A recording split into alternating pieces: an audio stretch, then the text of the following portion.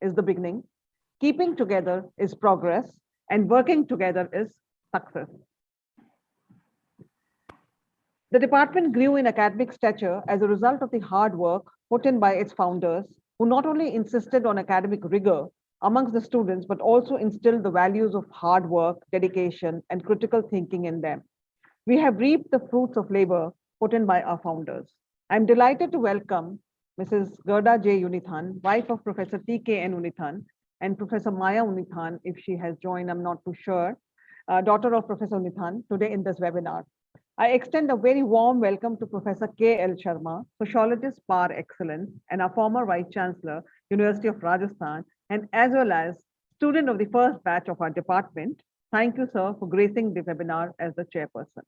I take great pleasure in welcoming the speakers of the webinar, Professor Anand Kumar, a widely acclaimed sociologist come activist, and Professor Satish K. Sharma, former Dean, Faculty of Social Sciences, Himachal Pradesh University, Shimla.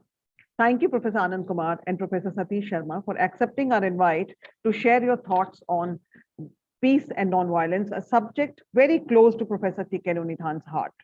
A very warm welcome to all our senior colleagues who have contributed immensely to the trajectory of the department. I can see Leena ma'am, I can see Rajiv Gupta sir, and many others, Deepa, and my seniors, Deepa ma'am, Manju Kumari ji, and I think Mridula di, and others. So a warm welcome. We are also joined today by Professor S.L. Sharma, Senior Professor of the Department and also Dean Faculty of Social Sciences, University of Rajasthan. Family and friends of late Professor Unithan, his students, scholars, delegates from all parts of the country, current faculty members, students of the department today, a very warm welcome to one and all.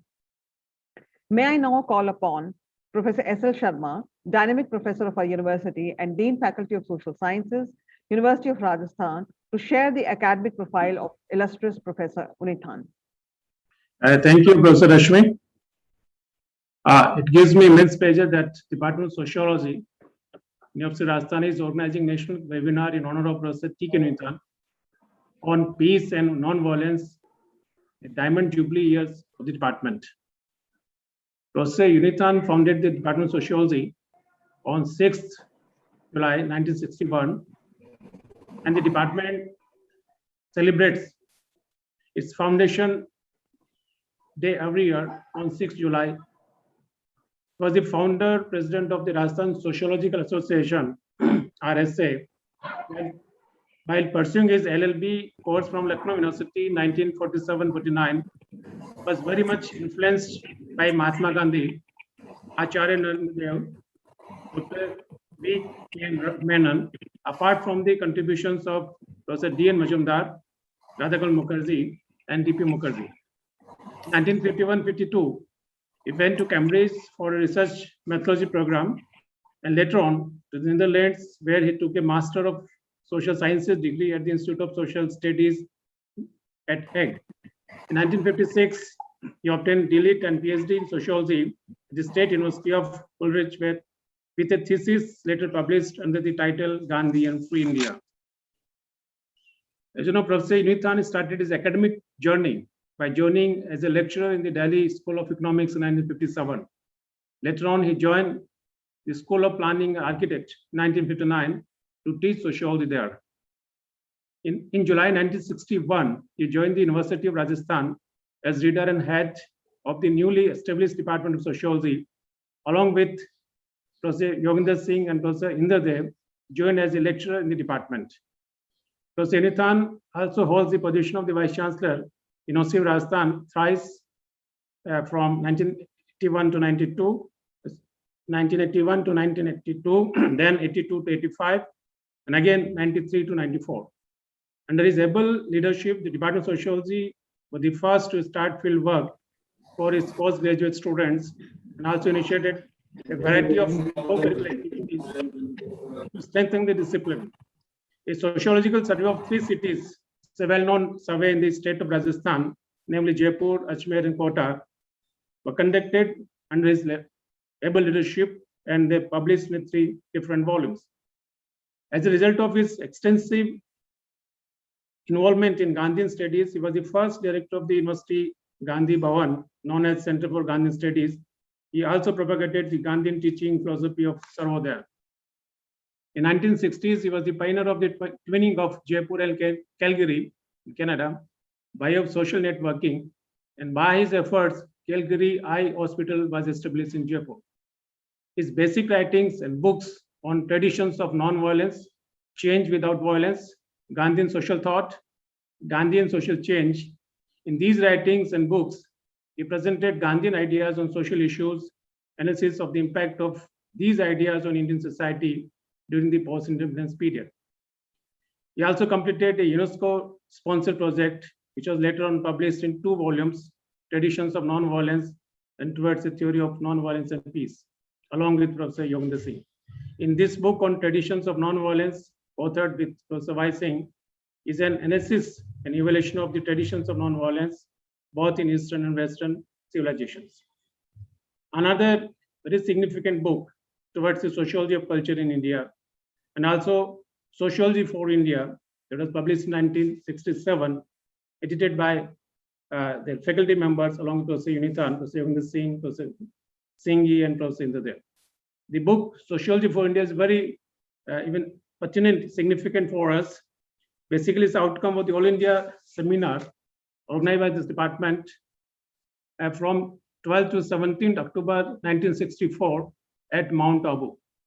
The eminent sociologists of the country participated in the seminar, including Professor I.P. Desai, K.M. Kapadia, R.N. Saxena, Professor M.S. Gore, and Professor Y.B. Namle, along with 41 faculty members and 7 observers from different parts of the country. In this book on Sociology for India, Professor Unithan contributed an article on sociology in India at the crossroads, in which he focused on the interdisciplinary status of sociology in India and the problems of teaching and research, the role of sociologists, and for the first time, the formulation of a code of ethics for sociologists, say 21 code of ethics for sociologists. I sincerely feel that the demise of a true Gandhian is a great loss, not only to the Department of Sociology, but to the discipline of sociology. As a Dean, Faculty of Social Sciences, I'm thankful to the panelists, Professor Anant Kumar and Professor Satish Kumar Sharma, who joined this webinar, and also to Professor K.L. Sharma, the alumni of the first batch of the department, and later on, he holds the position of the Vice Chancellor of this prestigious University of Rajasthan, the period 2002 to 5. Thank you, Rashmi. Thank you so much, sir, for having shared the academic journey of Professor Nithan. It's truly a treat to hear all what he had done, and it also serves as a motivation for all of us to work harder in the field of sociology. We have the fortune of having Mrs. Unithan with us on this occasion, and she is a persona to reckon with on her own merit. When Professor, not only as wife of Professor Unithan, but otherwise in her own self also. When Professor Unithan came to Jaipur and joined University of Rajasthan, she too joined the university as Director Students Advisory Bureau. Such was her contribution to the university that, in her own words, if I may quote, that she got 1 paid job and 4 unpaid jobs in the university. And she is the founder member of prestigious Rajasthan University Women's Association and has led the women's movement in Rajasthan. May I now request you, ma'am, to share memories of Professor Unithan. Thank you. Am I on? Yeah. Thank you very much, Rashmi, for first of all organizing this webinar, and secondly for inviting me to be there. And it's a great pleasure, of course, that Professor Sharma is here, SL Sharma is here, and also KL Sharma is there, Anilalji, I mean, I can call him like that, and all eminent people who are going to be further the panelists today. It's a bit embarrassing, you know, to talk about your own husband, because there are so many different kinds of memories that are there. And to focus on his academic work, and then he was the founder of the department, excuse me, is of course, yeah, somewhat of a challenge. But I've had the privilege to see him grow in this, over a fairly long period. And I learned a lot from him. Let me first of all acknowledge that. And of course, for me, originally coming from the Netherlands, it has contributed such a wider vision to my life that I cannot but be extremely grateful to him. As far as his interest in peace and nonviolence is concerned, that was very deep. I know that. It grew out of his study on Gandhiji, and in the process of preparing his DLit and PhD thesis, I was very much associated with that. So for me too, I sometimes jokingly says that, you know, it's all right, you brought me to India as your wife, but it's actually Gandhiji who brought me to India, and to his thinking and his philosophy, which has appealed to me greatly throughout my many years here and working with him, and seeing also how he developed the ideas. And he went to the first peace research conference in Groningen, and this was in the 60s. And I'm very happy to know that at the moment, Dr. Vidya Jain is very closely associated with IPRA also. So, and also, of course, we have the Gandhi Bhavan in the university, which was the first Gandhi Bhavan in India, in a university to be established.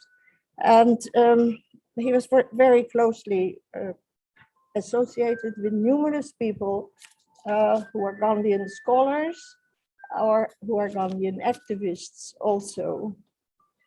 Of course, peace and nonviolence being a very wide subject also has many other outreaches coming to it. And from this, he went into value education, which later in his academic career was very closely to his heart. And together with Dr.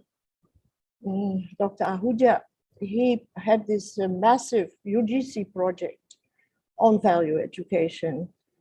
And it's, for me, what has been so interesting in him is how he traveled from a very traditional feudal family set up in Kerala to a Gandhian, and to a certain extent, of course, socialist and left of center perspective in his life. This was initiated in Lucknow primarily, where he went to do his MA and LLB. And he had the great fortune that he had Acharya Narendra Dev, Dr. V.K.N. Menon, Professor D.P. Mukherjee, Professor Mazumdar, D.N. Mazumdar, as his teachers. And it was particularly, I think, Professor Radhakamal Mukherjee, in whose night adult education classes for the underprivileged, he became an active participant. I've also heard him saying that when Gandhiji was shot and killed, he was sitting in the library at Lucknow University, and he decided that he will go further into the study of Gandhi, and that would be his whole direction. But of course, other things came up after MALLB. He was an investigator in the Planning Commission. And when he was there, he realized that he must enlarge his knowledge, etc.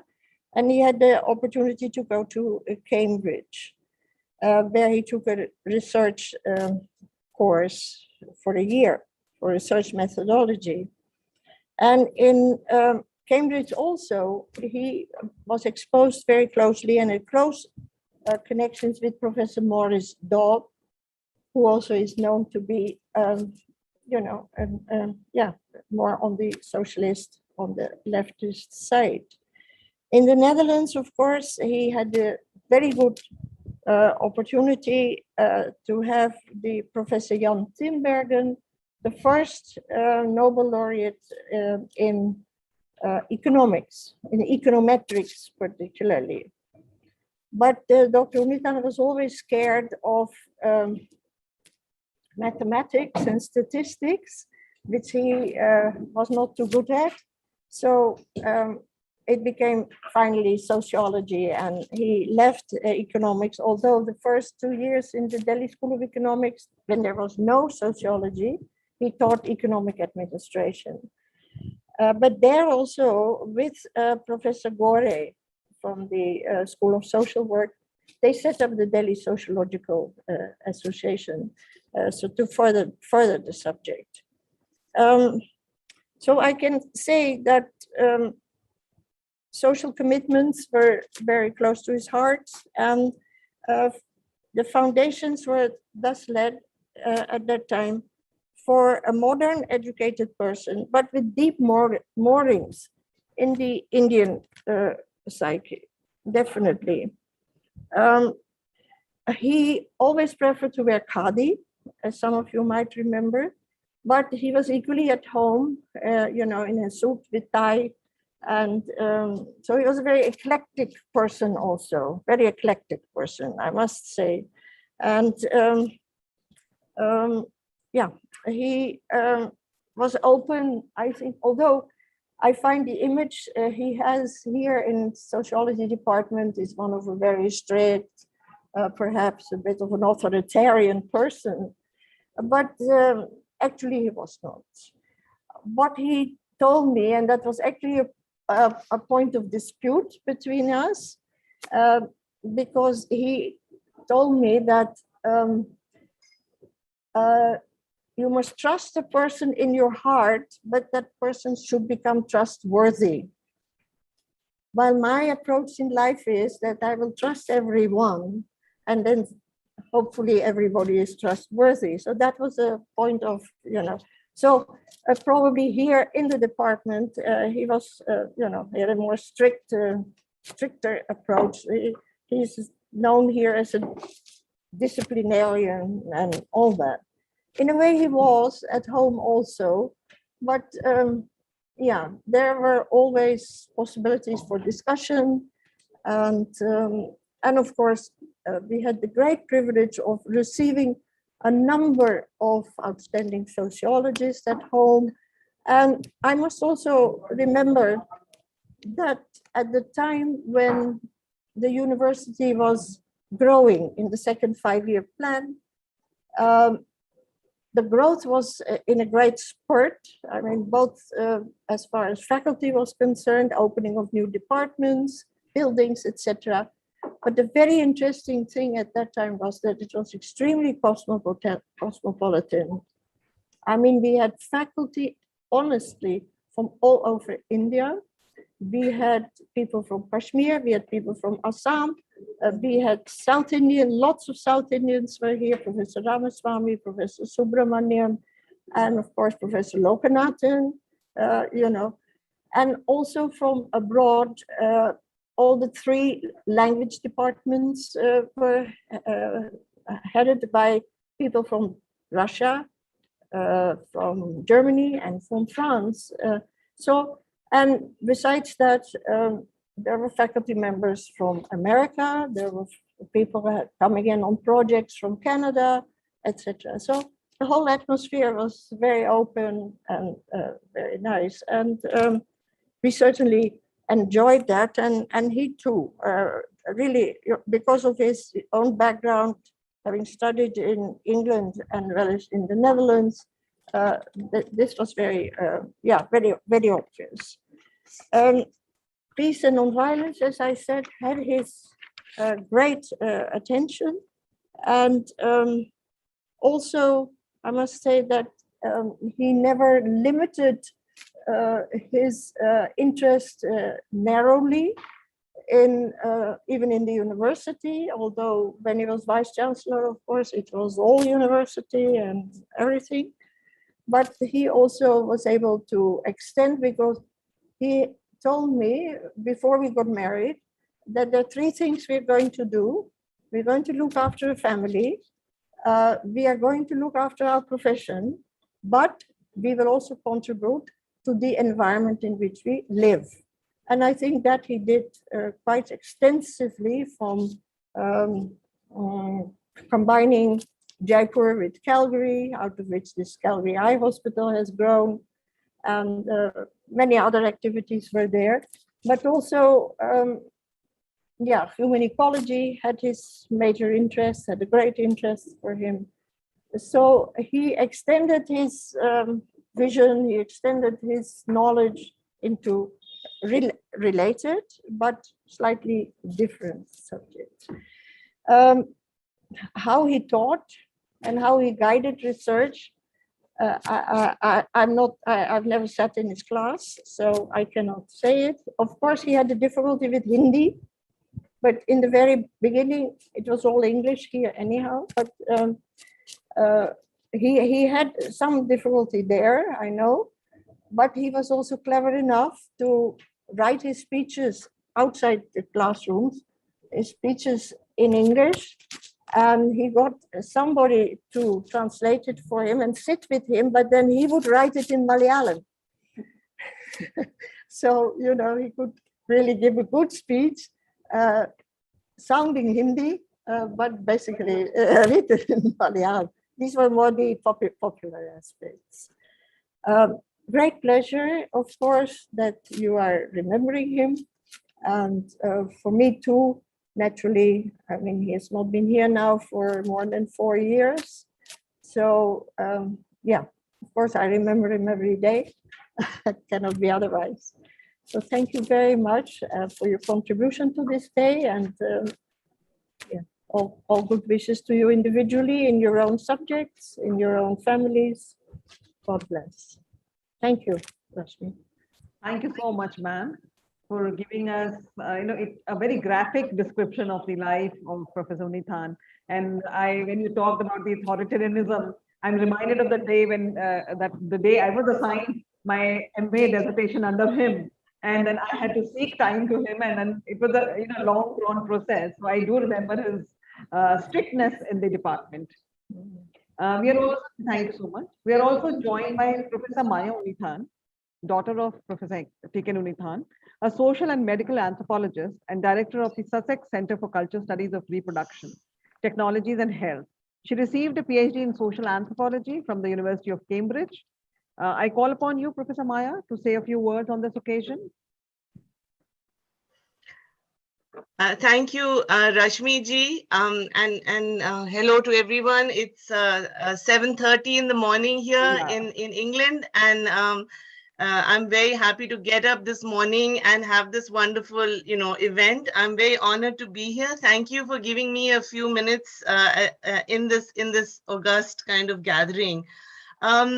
I think all I'd like to say is that I find that, it's so important that peace and nonviolence is brought to studies of conflict resolution and reconciliation. More than ever before, we need that. We need, a specific focus on peace and nonviolence. And I think as academics, we all have the responsibility to bring this kind of, evidence of a focus on peace and the importance on peace specifically. We need to bring it to our, contemporary sort of political world. We need, because it is our responsibility, I think, to focus on these issues, to support what's happening in the world today, whether it's in Syria or whether it's in Afghanistan. And my sense is that, as sociologists and as anthropologists, we have to bring sort of theories, the theories that we engage with in conversation with these real life issues on the ground and people's experiences on the ground. We are tasked with that job, and I think we need to bring that. And my father has stressed that, and I'm so happy to also kind of be part of that. And I just want to say thank you very much for having me here. My mother's spoken, all about my, the sort of good examples and other things of my father's life. And I'm just very happy to be here. So thank you very much. I look forward to hearing Professor, Sharma, KL Sharma ji and SL Sharma ji and other people who are speaking today. Thank you. Thank you so much, Professor Maya, for having even set the tone of the conference at that early morning at 7:30. You had to get up and told me that it's, and I'm so sorry. I really didn't realize that the time difference when we were planning the webinar, but thank you so much nonetheless. Now coming to the theme of the webinar, peace and non-violence. As we all know that the development of all societies, as said by Professor Maya, also hinges on the ethos of non-violence. Society itself is based on the principle of mutual cooperation. But for a foundation of non-violence, society entailing cooperation between individuals could never have been existed. An ideal social life revolves around reduction of violence for the higher good. And one can say that non-violence can be considered as a utilitarian factor from the perspective of society. And the concept of peace is intertwined with the concept of non-violence and the practice of non-violence. Both these concepts very, very dear to the late Professor Unithan. He had written a book along with Professor Yogen Singh titled Traditions of Nonviolence, and also one titled Sociology of Nonviolence and Peace, Some Behavioral and Attitudinal Dimensions. Professor Unithan, as said by Madam Unithan, he was an ardent admirer of Mahatma Gandhi. And when he wrote on nonviolence, he said, Gandhiji's philosophy of nonviolence is a positive philosophy and not passive ethics. It is based on the assumption that men who wish to practice it must have some moral or spiritual prerequisites. This is an alternative to physical force that has been considered as sine qua non of the social order till now. So there is an increasing realization that peace is not merely the absence of overt forms of violence, but it is intimately linked up with the questions of justice, as reflected in the several struggles for justice staged in the different parts of the world, often adopting violent methods. Today, we have amongst us luminaries of the sociological world to throw light upon the intricate dimensions of peace and violence. Before I introduce our speakers and also call them upon to share their ideas, let me just tell you that if we will take both the speakers, the format of this webinar is we will take both the speakers first. Then if you wish to ask any questions, you may put the question in the chat box, and then we will take up the question, and thereby after that, the chairperson's remarks. Professor Anand Kumar, former chairperson, CSSS at Jawaharlal Nehru University and an ex-member of Aam Aadmi Party, having done his master's from BHU, pursued MPhil from JNU and thereafter PhD from University of Chicago. He began his teaching career from BHU and then moved on to JNU, New Delhi. Professor Anand is well known for his understanding of political underpinnings in the society, and he has widely written on contemporary issues. He has led the Fraternity of Indian Sociologists as president of the Indian Sociological Society.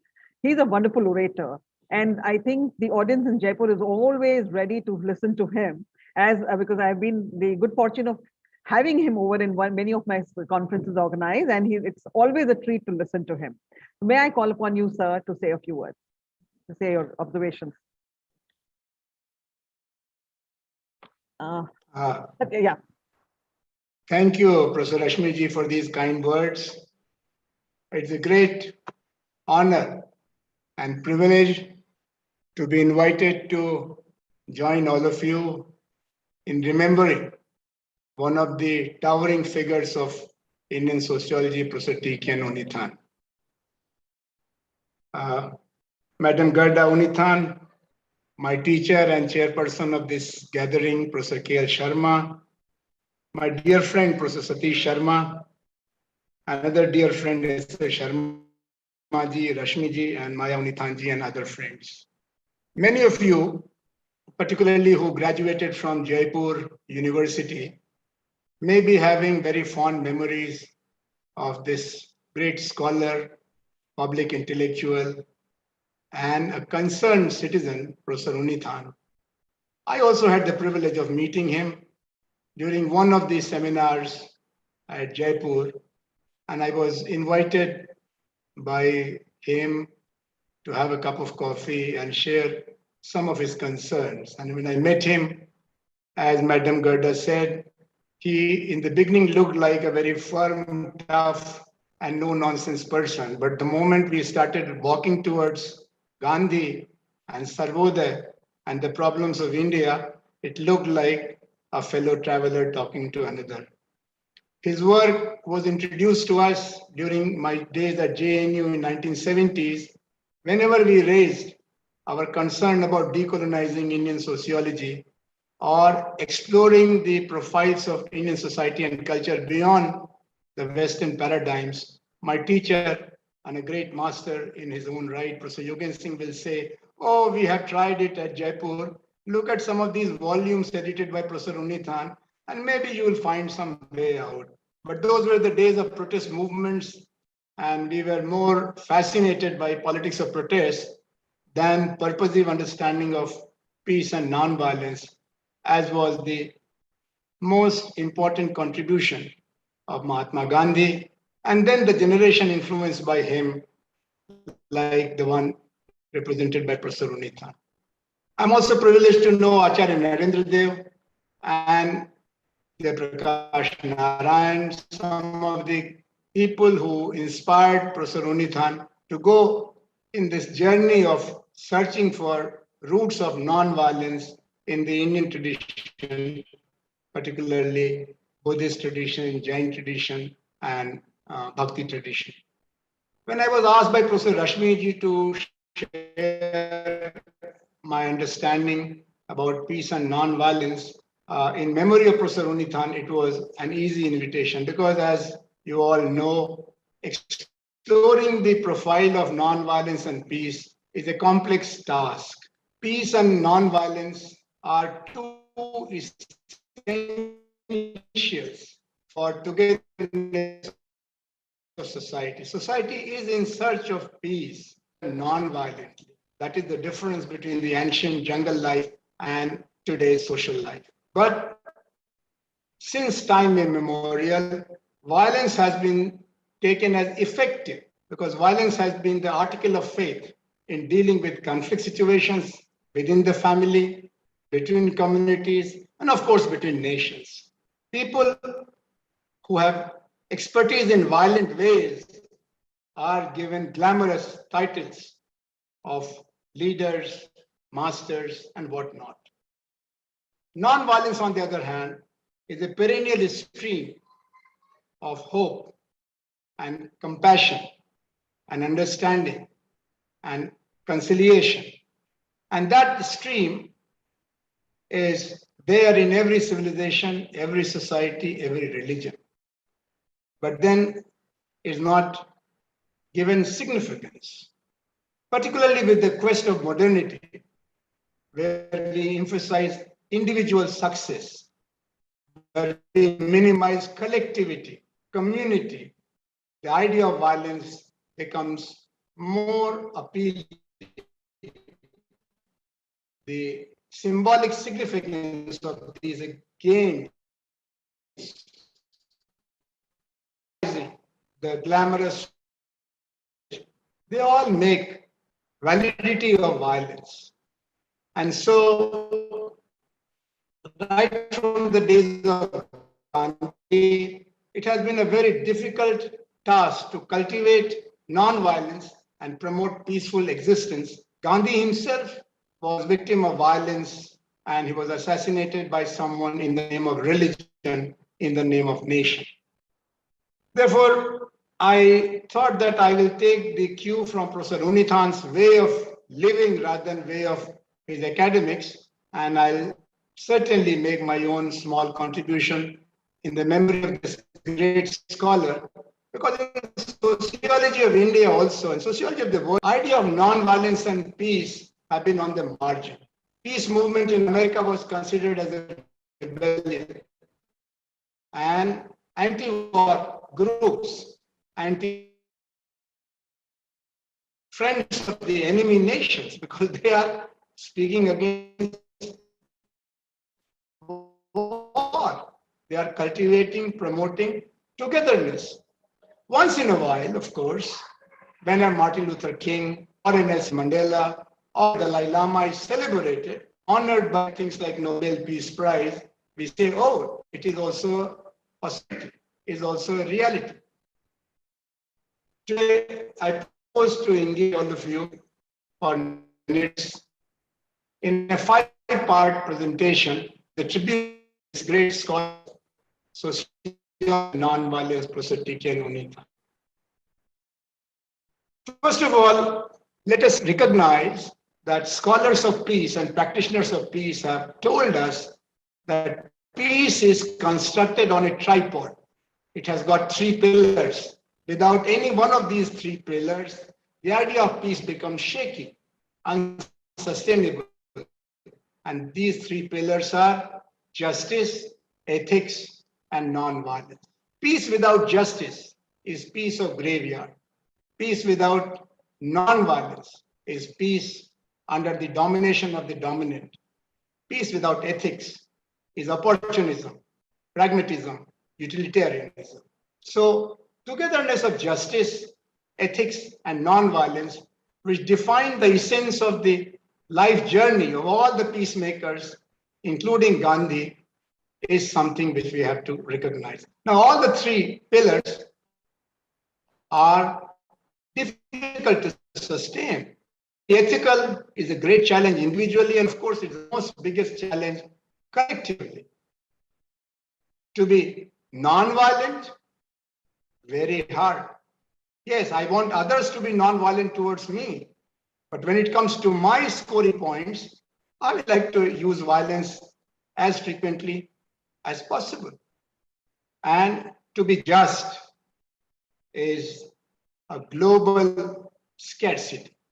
Nobody's caring for justice towards the others, towards the people below us, but we are asking for justice from the people above us.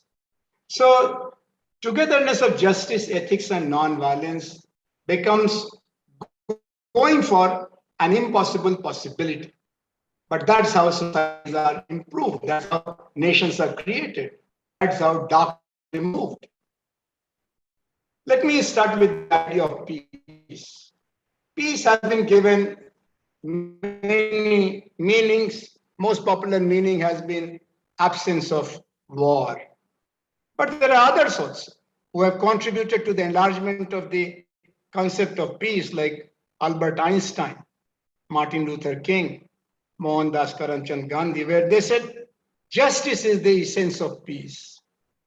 Injustice cannot be tolerated, and to seek justice, you are justified in using any way, any weapon, including violence. And that's how humanity has been moving. And these laws, these orders, these constitutions are the quest for peace, quest for order, quest for creating law.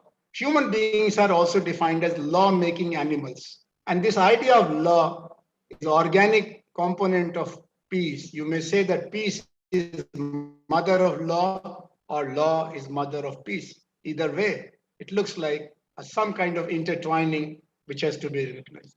Furthermore, after the tragedy of Second World War, particularly the Nazi atrocities, it has been argued that peace is actually a byproduct of human rights. Unless you respect human rights, and that's why Universal Declaration of Human Rights in 1945. And then in every constitution since 45, the chapter on fundamental rights, basic rights, has become non-negotiable. And from 1945 to the latest constitution anywhere in the world, you will see focuses on defining human rights, going through structures of defense and support, like various minorities commission and many other commissions. The next point about peace is that it's a state of mind. They say that you need peace in the world, let there be peace among the nations. For having peace within nations or among nations, you have peace between cities and villages. For cities to be peaceful, you need neighborhoods to be peaceful.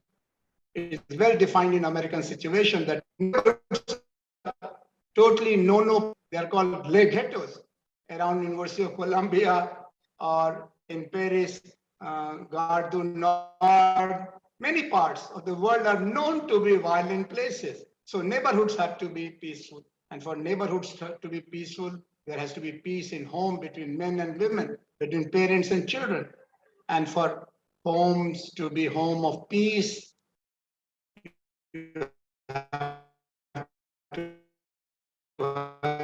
peace in my children or my wife or my husband. And from there, we take it out on our neighbors. And from neighborhoods, we go out and create violence in cities once in a while. And from cities, nations, and nations to the world. So this is the cycle where we say that let us start from the individual. Cultivating peace is an individual engagement, and we must have enough efforts for cultivation of peace among children, among youth, among citizens, in order to have world peace.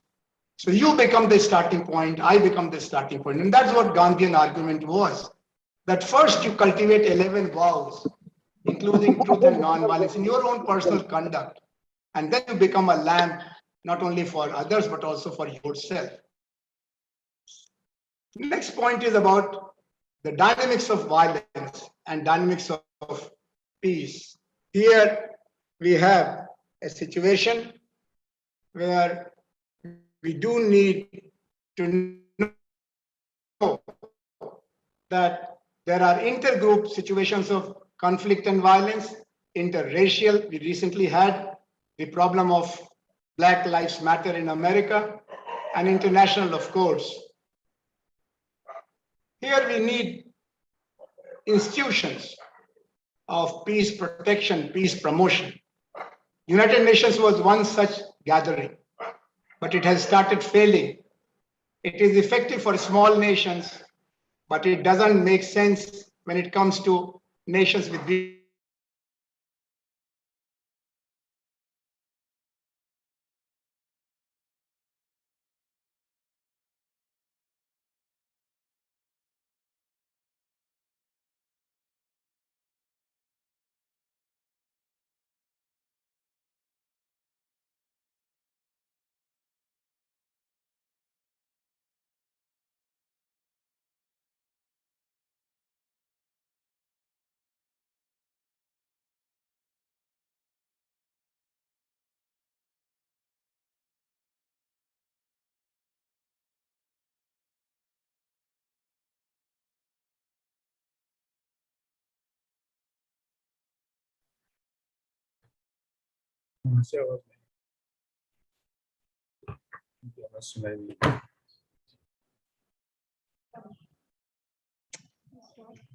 Hello.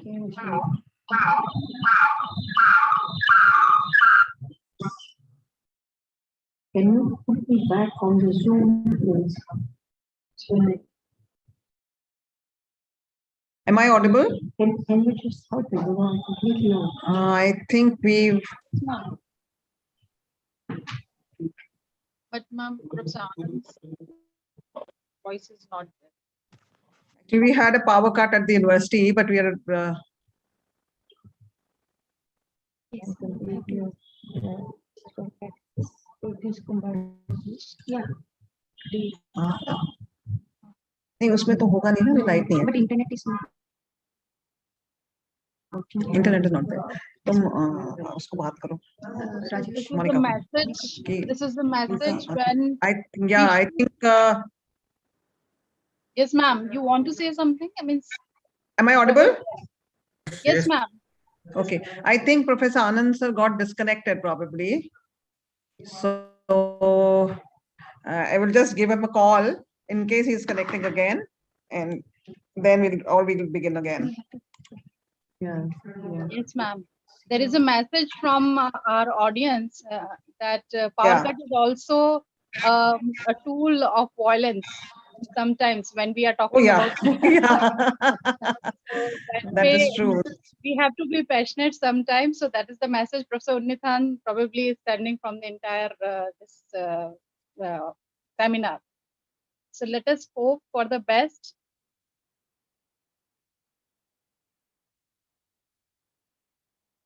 Let me tell you, all the audience, that today, when we are celebrating this particular day in memory of Professor T.K. Nunithan, when this department in 1961 it was established, and today, after 60 years, when we are entering into the 60 plus age as a mature, more mature and more fruitful department, where Professor K.L. Sharma, with his memories, is going to definitely share something with us.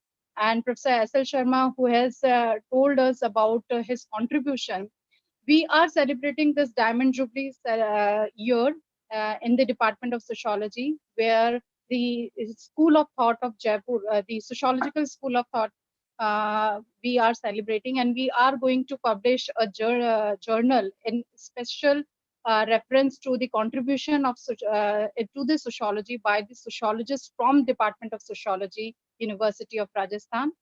Let us hope we are coming out with a very good kind of piece of publication in this year, maybe before July 2020, when we are going to end this celebration with the Diamond Jubilee celebration. Since this power cut has given us a message that sometimes we are helpless, and we want to do something for our environment, but there are instances when things are not under our control. So let us hope for the best and be passionate for a short while. Department of Sociology is also known as a vibrant department when it comes to the activity and for the environment, for the academics. In that way, we are working hard to make all the possible things possible to make our department in the past glory. When Professor K.L. Sharma every time says that in 1961, when he joined the department as a student, was the best one can have as a student. And we are trying hard to again achieve those heights at the helm of affairs. Yes, Rashmi ma'am, is there any message from Professor? Yeah. Thank you, Monica. We've been able to contact Professor Anand Kumar, and there was some technical error at his end. So he will join us soon. So we'll just wait for him to join. Maybe if he joins in next 5 minutes, fine. Otherwise, we'll move on to the we'll continue with the webinar, and then he can probably join in again.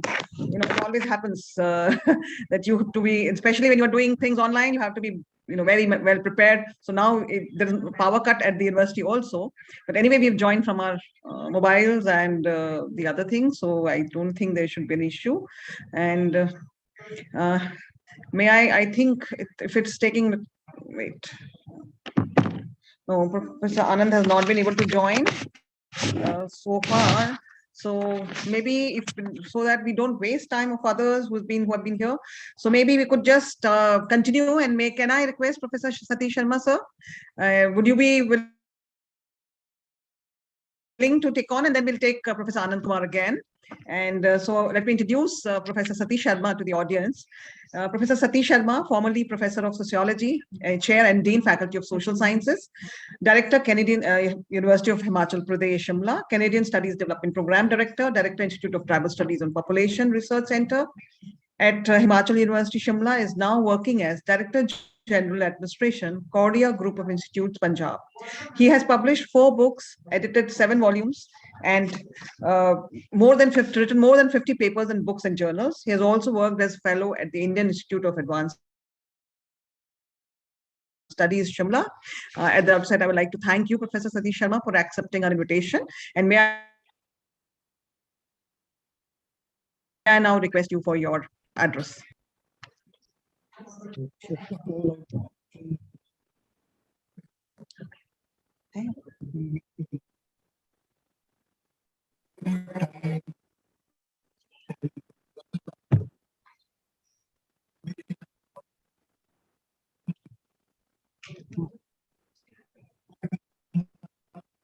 Sir, can you increase the volume of your system? Yeah, I think that it will be clearer now. Yeah, that's better.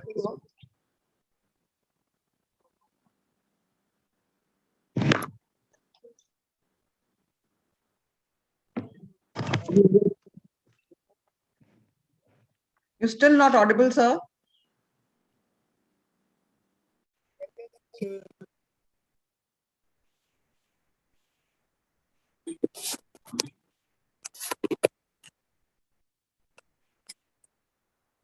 Hello.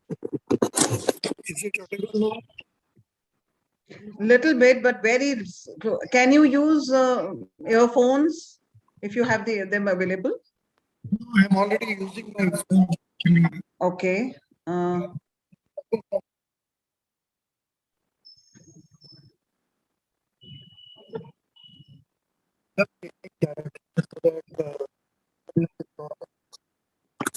you moving, sir?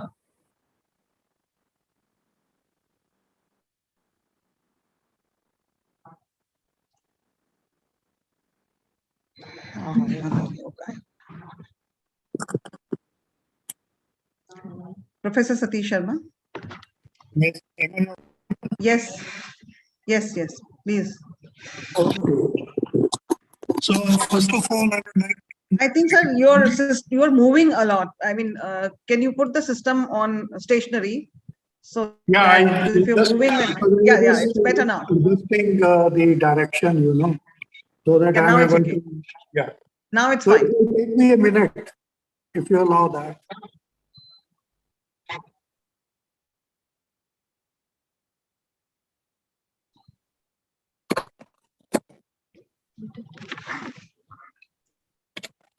Yeah, please, sir.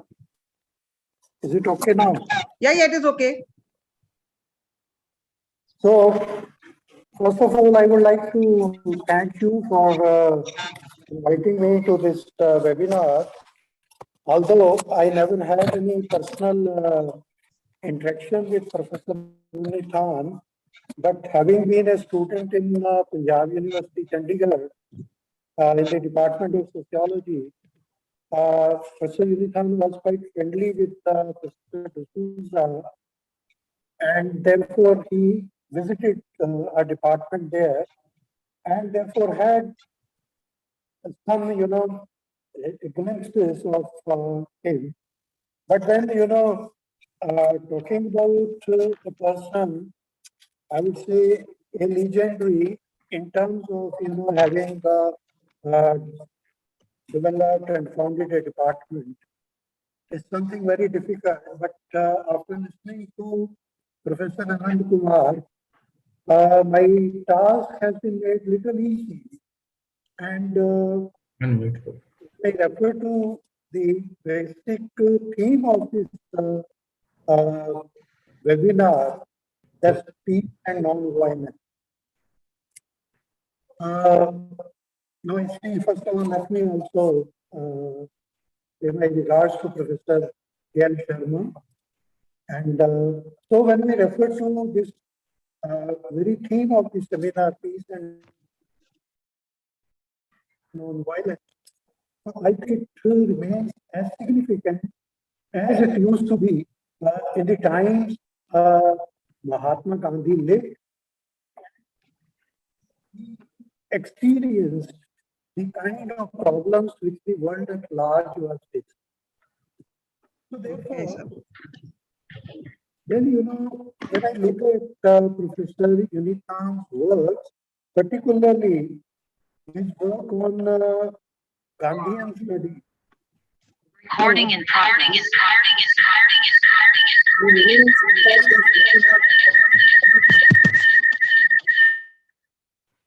Significant. So therefore, I would like to compliment the Department of Sociology by organizing this webinar in the fond memory of Professor Unitham, the founder of the department, as was told in the introduction, and also to the chair and faculty of Sociology, University of Jaipur. And I highly appreciate this. And such gestures not only connect us with the past, but also offer an opportunity to the students who join the department, and also an opportunity for an introspection of what our predecessors have done and what we are doing at present And therefore, it also, in a way, gives us an opportunity to link ourselves with the legacy of the sociological works of a particular time. So there are two things which come to my mind. In terms of again referring to, it's a tribute to Professor Unithan, whose work Gandhi and Free India, that's very important here, which besides reflecting upon his contribution to Gandhian studies, also points to the extent to which Professor Unithan's ideas were grounded in the Indian ethos which Gandhi emphasized. And I'm grateful to Dr. Gerda Unithan, who also told that throughout his life, he lived on the Gandhian principles or he practiced those ethos. I think this is also the time when the entire world is going through violence and terrorism and environmental degradation. Necessitate peace and non-violence, not only to promote security of life, but also to sustain ecology and environment. And I believe Professor Unithan's contribution in both fields, as visible from his work, is enormous.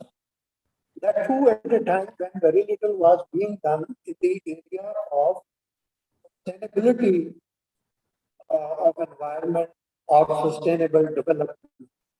That is during the 1950s.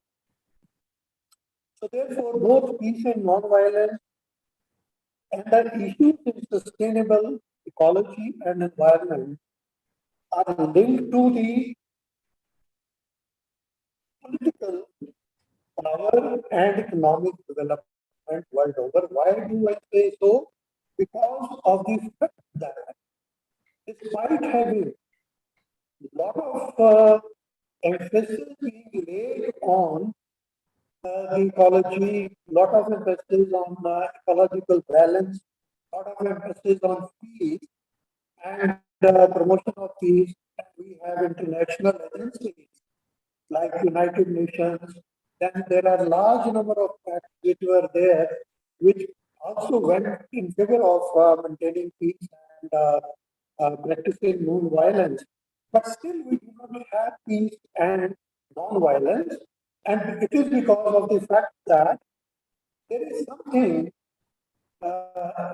like I read that the political power and the race for economic development world over, which have been resulting in continuous conflict, violence, and war. So, what happened? That the linkages between political development, whether under capitalism, communism, or even under socialism, undermine peace and violence, and both peace and violence remain elusive. And yesterday afternoon incident also suggests us that the violence can break without giving any notice. And this violence, the perpetrators of violence are those who are linked to the political power. So perhaps the very idea of peace and non-violence are, to my mind, if we try to examine these in totality, so these are contradictory within, and it makes the human existence paradoxical. So the very conceptualization of the concept of peace implies complete consensus and submission. Now I'll comment that how the very conceptualization of the concept of peace implies complete consensus and submission, but the consensus and submission is never absolute. And why? Because even in arriving at consensus and making people to submit, there is some use of violence. Similarly, non-violence, which implies this, also implies existence of violence.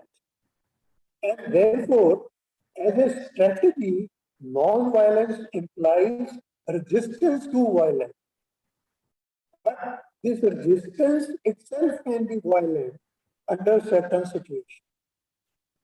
And we have lot of experiences world over which suggest that at times the non-violence is also making use of violence in order to have certain kind of agreement in the society. The message of peace and non-violence, which have been repeated by we have all religions talking about this. We have almost all sects promoting the idea of peace. But what happens is that when the state is in search of peace and violence, there are certain other parallel forces which are inevitable for the society. And their like their inevitability is the one which puts the state into such a situation that violence sometimes occurs. And therefore, to my mind, understanding peace and violence and promotion of peace and violence methodologically has to be understood in relation to violence, and it has to be understood in a historical and a broader sociological perspective. And the perspective which takes care of the intervening forces which sometimes undermine the meaning, undermine the practice, and therefore prompt people to get into violent mode of thinking and violent mode of action. The other important related question is, does human quest for socio-economic development and operational economic processes, irrespective of mode of production and nature of economy, is peace promoting or leads to more conflict? To me, an examination of this question is significant to understand what has brought human beings to such a paradoxical state of existence. An historical examination reveals that the first and the foremost conflict, perhaps, starts between man and nature, specifically due to the questions of existence and questions of human survival. So, what did the human beings do?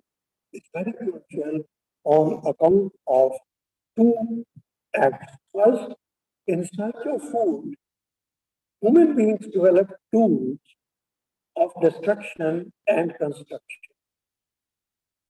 Now, so simultaneity between the tools of construction and destruction transform the nature of man. And if we try to look at the present scenario and the amount of money spent on the weapons or on the tools of destruction world over is more than what is spent on the peace processes and on non-violence as a part of human behavior or human practices. So, when I was listening to Professor Anand, he did argue that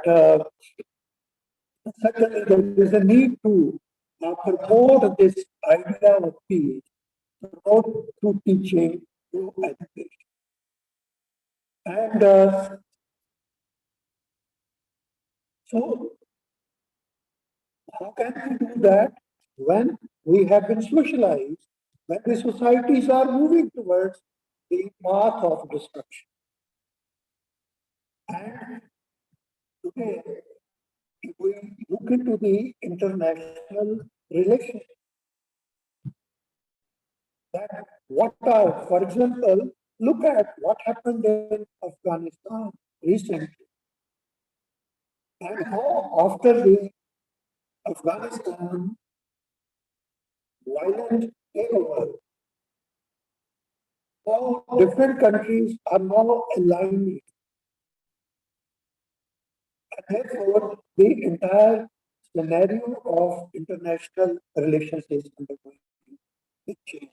And this change is not for promoting peace, but this change is for whose weapons are going to be purchased, whose weapon market is going to flourish, and who can make money out of, getting into these kind of alliances. Sometimes it appears that maybe these are temporary alliances only for the purpose of market, but even being temporary, they carry the message of violence.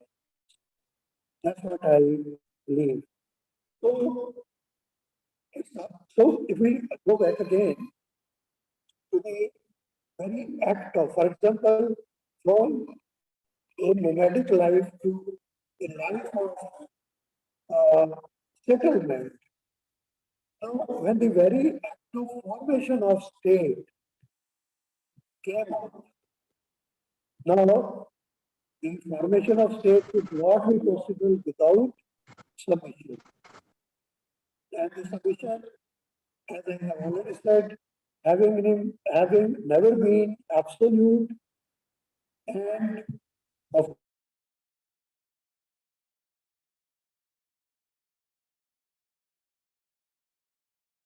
course having been on the which follows that also is non-normative discourse or dissent which cannot be ruled out when we are arriving at the consensus or arriving at some kind of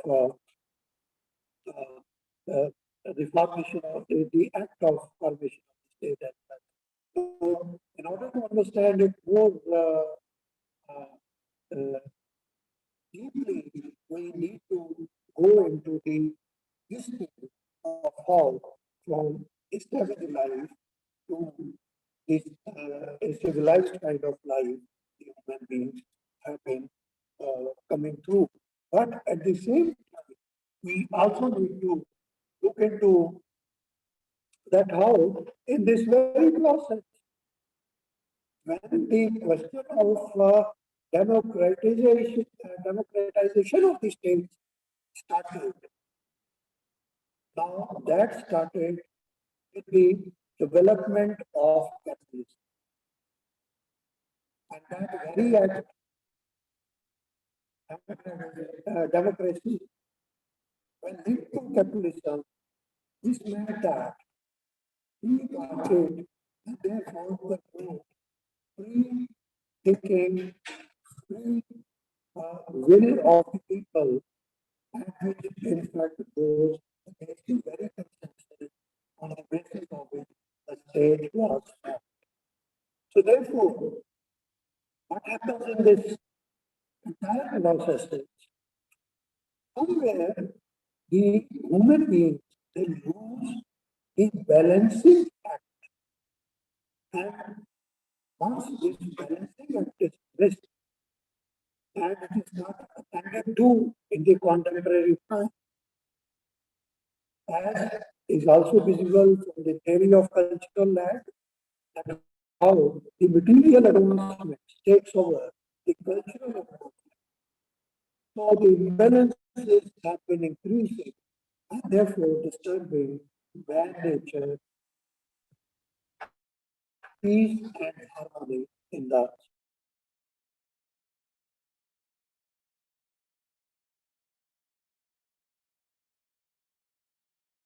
society. So the question is, we must also remember that while that he while appreciating development process, is the benefit of the society at large. He also questioned the very process of development which created imbalances in the form of inequality. So first, this is the issue of unequal distribution of development benefits and the increasing gap between the rich and the poor. So once this gap increases and the needs of the poorer sections of the society are not met, so the unmet needs also lead to dissections and also lead to situations of conflict. The second question he also raises is which pertains to the environment, and particularly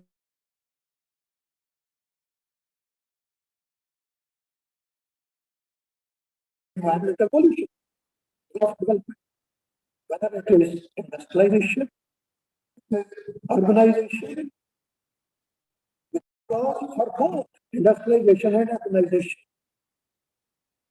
the victims were the forest communities, the forest resources, which in turn started affecting the ecosystem, the ecology and environment. So therefore, when we are looking at all these kind of developments which have taken place, and these developments basically are for meeting the increasing human needs. But on the contrary, what is happening is that human needs are not being met. And therefore, the peace process, as I already said, receive little budget in comparison to the budgets which are allocated for defense, allocated for developmental activity. Now, I would like to refer to the actual culprit in the entire scenario is the power. And I would like to refer to James Shaw, who developed a theory of power way back in 1973, and according to which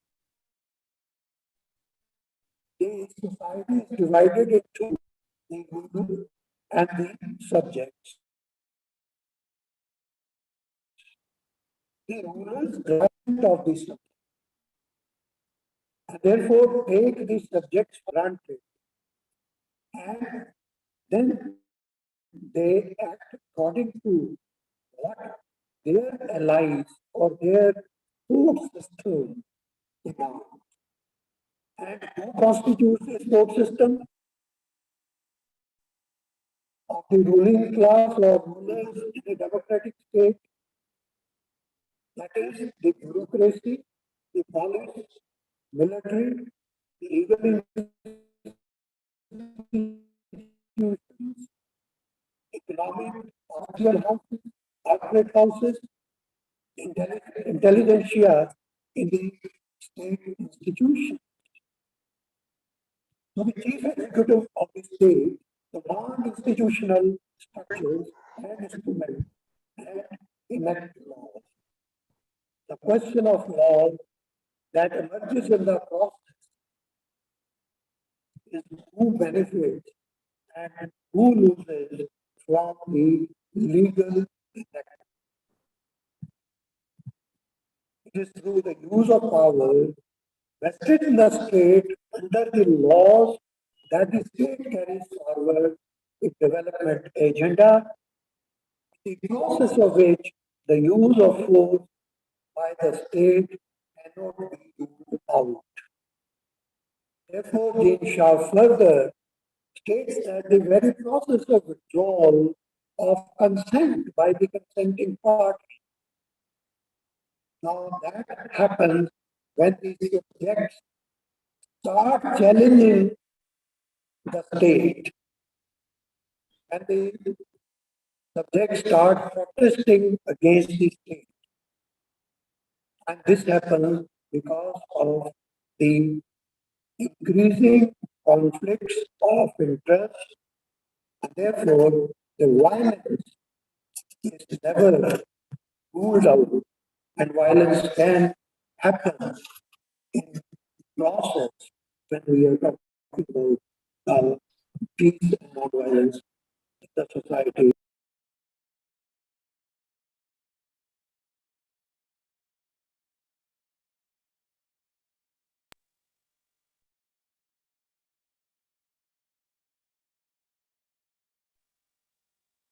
So the state, therefore, being powerful, employs and employs all instruments which are violent in nature.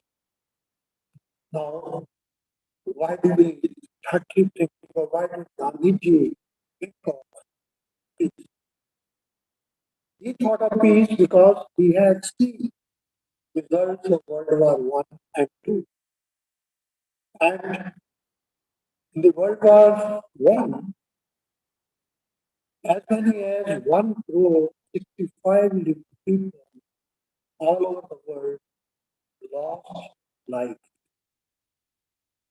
And during the World War II, almost 6 crore people lost their life. And that is a huge number. The loss of precious life is something which touched the heart of Gandhi. And therefore, not only that incident, but there were other incidents also. The 1917 to 1922 Russian Civil War, which also had almost 50 lakh victims. It is understood that the rough estimate says that about 9 lakh people, 19 lakh people, soldiers and civilians lost their lives. So the theology of these wars also suggests that they were fought only for two things. One is to impose upon others, and particularly those what the weaker nation states. And the other was to have control over the resources of the weaker nation states. And that is evident even from the history of colonization. So not leaving the basic question of peace and non-violence, which I think is a need, which is the need always, but goes simultaneously with violence and the conflict which arises in society. However, what Gandhiji just did was something very different than what we in the contemporary sociological theory or in the political theory think about. So the alternative which Gandhiji suggested was not that the collectivity is submitting to the power and the power is state. He provided an alternative model that let the power submit to the collectivity. And in this context, he formulated the idea of trusteeship. And trusteeship to him was something through which the resources of the society should be pooled together. Let there be a social ownership rather than private ownership. And but then that's an idea could never be acceptable in a society. So what the society accepted, and that was to form trust. And we analyze the history of trust. And these trusts have been to evade taxes and they take benefits. And therefore, the process through which inequalities are being promoted continue. And therefore, the dissensions also continue. And if we therefore want to have peace, somewhere we need to have a balancing act where even if we are a capitalist society or moving towards capitalism, like the capitalist societies have, now we have to create a strong social welfare where the basic needs of the people are met. So until unless we reach that point, I don't think that peace can be permanent. Because I was saying a question, peace be permanent thing in a society or permanent phenomenon in a society. So we cannot be a permanent. It can only be a temporary phase in the society or in a history of society, but it cannot be permanent.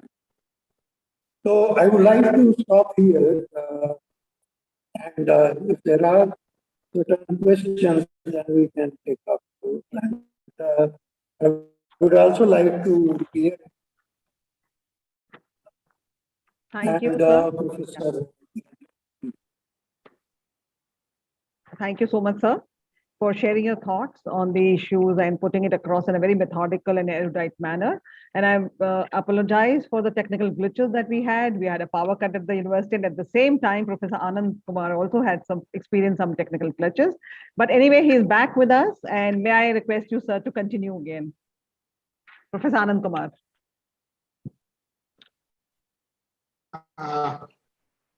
I'm very sorry about this technology problem, unexpected, but as Rashmi ji said, probably it was there at the same time.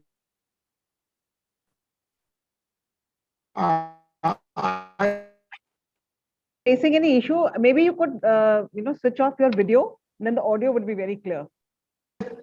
A plurality of three pillars, essentiality of three pillars in making sense or constructing peace. I want to briefly now touch upon the challenge of peace building in a society or in all societies where we are having very important presence of state, which is crystallized form of violence, which is legitimate form of force, and which is allowed by the society to cultivate trained forces in the name of social protection and national security, that is police and army. If we are socializing our citizens to trust agencies of or instruments of violence like police and force in our mutual conflict, how do we build peace as an essential article of faith? That is a big contradiction. That's why there are three major types of peace movements in the world today. First of all, the anti-war movements will become marginal in any country, from England to India, from Pakistan to America, because war is an activity in the name of national interest, is legitimized by nationalism, and to protest against anything which is related with national interest is always taken with a pinch of salt. Second form of peace movement is organized through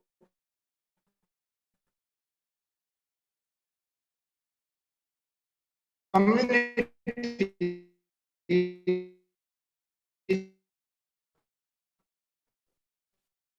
Buddhists in America or many European countries. Now, they become contained because of their religious Buddhist way. We are not Buddhist or Jain, so why do we bother?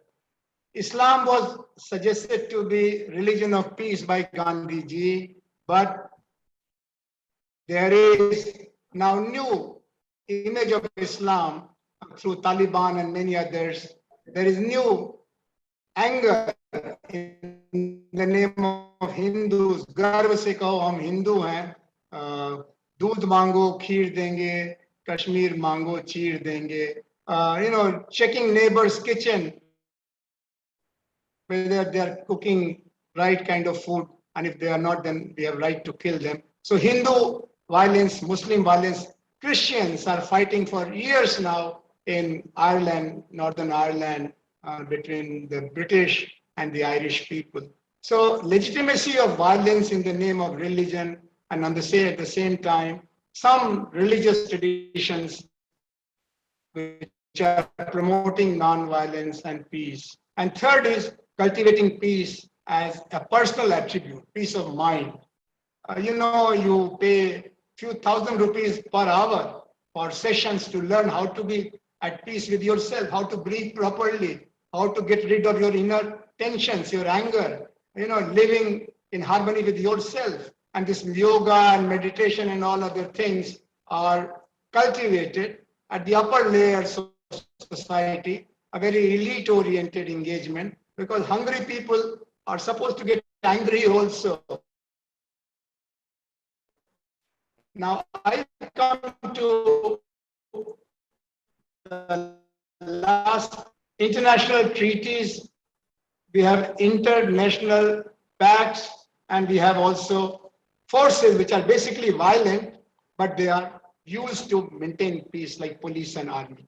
But sociologically speaking, and that's my last point, and maybe Professor Unithan would have appreciated it more than ever, that there are two frames of our social realities which promote violence. And if they are there, then we cannot cultivate peace. First frame is of domination, discrimination, destitution, and deprivation.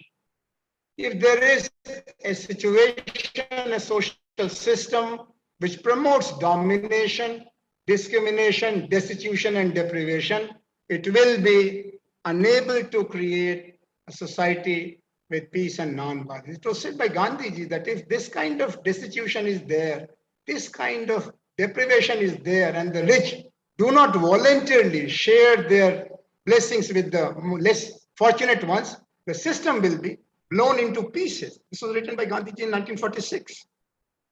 A hungry man or woman, a dominated man or woman, a discriminated man or woman, or a destitute or deprived man or woman will seek justice, and only through justice will journey towards peace and non-violence. The second frame is of more intimate personal nature, patriarchy, caste or class, religion, nation, individualism, and selfishness. These 6 attributes together also cultivate violence. And this violence is very intimate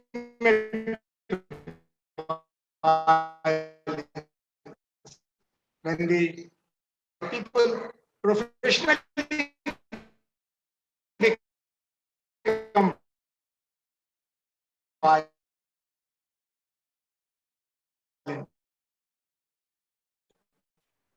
To violence.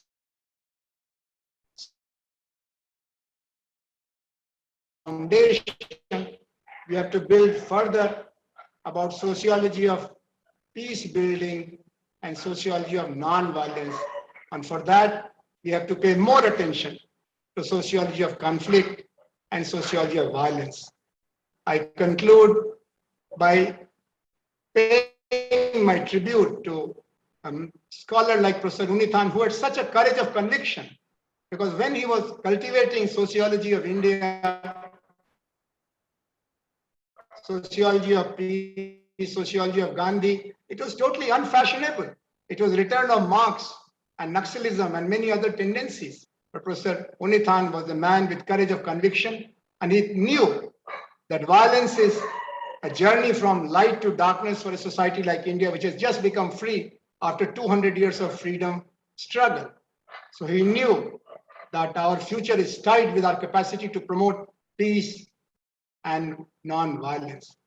I hope that we will be true to his teaching and training and go further in the journey which was initiated by pathfinders like Professor and Unithan. I congratulate Rashmi ji and Sociology Department, Professor Sharma and others for celebrating this founder scholar, because generally remembering our inheritance, remembering our legacy is becoming out of fashion. And those who do not remember their past with pride will face their future with pain. Thank you so much. Thank you so much, sir, for for your though because of the technical I think difficulties there was a disconnect, but thank you so much. And very true, as you said, there is an atmosphere of mistrust which is fueled by the legitimacy of violence, and that violence, when it is being perpetuated by the state machinery, then it becomes all the more difficult. And the two frames of social reality that you mentioned are, I mean, I would say it was a wonderful exposition when you talk about the domination, discrimination, destitution, and deprivation, and of course the patriarchy, caste, class, religion, etc. And there are some questions, sir. So maybe we'd like to take the questions first. The first question is from Deepa Mathur, and she asks that can peace and non-violence be permanent unless it is entrenched into the structure of society? Merely enunciation of non-violence as a cultural value may not succeed in eternal peace and non-violence. Non-violent conflict will remain utopian unless structurally embedded. How can this objective be fulfilled? This question is both of the speakers, so maybe. Satish Bhai, would you like to go first? You are an army man, you know the power of violence and non-violence.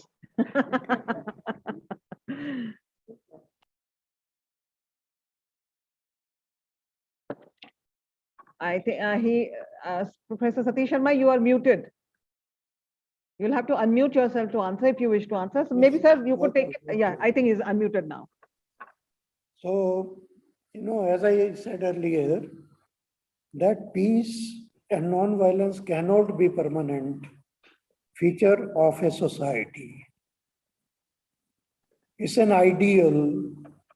It is something desirable, but it cannot be achieved until unless we are able to achieve the basic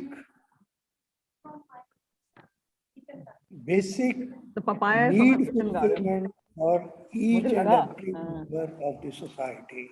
Very nice. This is one. The second thing is that how can we think of peace when our parallel processes, the economy and polity, they are in some way or the other are anti-peace and non-violence. And therefore it's a big question. And there are peacemakers, as Professor Anand was also pointing out, that you pay 3,000 for an hour and learn how to be at peace, how to be contented.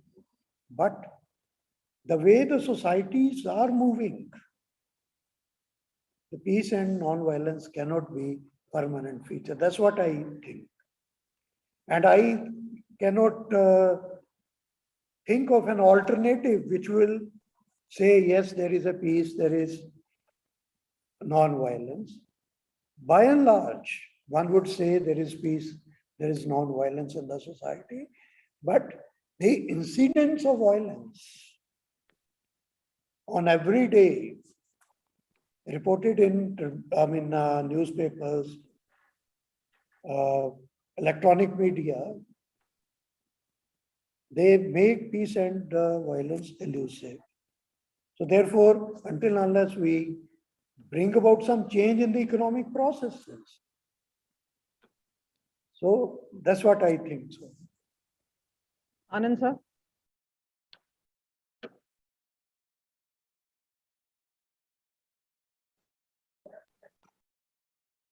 I agree with Professor Satish Sharma. I also take these other questions from Suraj Berry and other scholars together. Thank you. By saying that just like a home, you have to have an architecture of nonviolence and peace, where at the foundation of peace building, there has to be justice and ethics. When you have justice and ethics, nonviolence also move in. And we do see process of socialization as an important component for individuals and process of nation building as an important component for nation states. If nation states are built upon fear of the neighbors, then you will be having a culture of violence no matter what. But gradual reduction of expenses on military and increasing expenses on food and education and health and housing and continuous dialogue, culture of, because peace and non-violence do not presuppose absence of conflict. Conflict will be there, but conflict will be resolved through non-violent means, including civil disobedience, non-cooperation. How your mother resolves conflict with you, how you resolve your conflict with your husband or your wife. Sometimes you don't eat, sometimes you become mourn, and things get managed. Some people still go the military way. Beat each other black and blue, but that's a temporary solution because every act of violence promotes a cycle of hate, fear, anger, hate, jealousy, lust to another level. And that's very human, that's very possible. You know, this religion called Jains, one day out of 365 days, they call it Kshama Divas. Don't create a baggage of the past experiences and move with that kind of agony of revenge. Kshama, forgiveness, it is preached by all religions.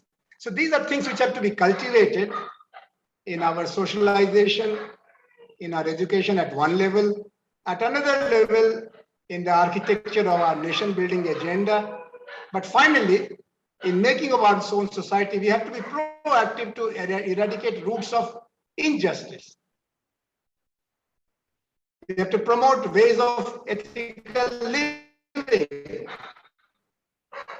And we have to have a culture of non-violence. Thank you. There is another question to you, addressed to specifically you. Can we revive JP and Lohia in contemporary restless India? Professor Captain Gajendra Maharia has asked this question. I think Lohia and JP